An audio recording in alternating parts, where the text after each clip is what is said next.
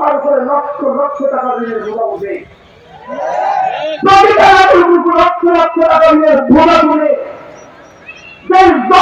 টাকা শুরু দিতে বানিয়েছে। শুধু এদের জন্য কি এত সহজ ফর্মুলা? এদের জন্য কি এত সহজ ফর্মুলা? বলেন না, কষ্ট করেন কি এদের জন্য কি এত সহজ ফর্মুলা? হ্যাঁ, বলেন বলা কোরআন না আমার তো সহজ,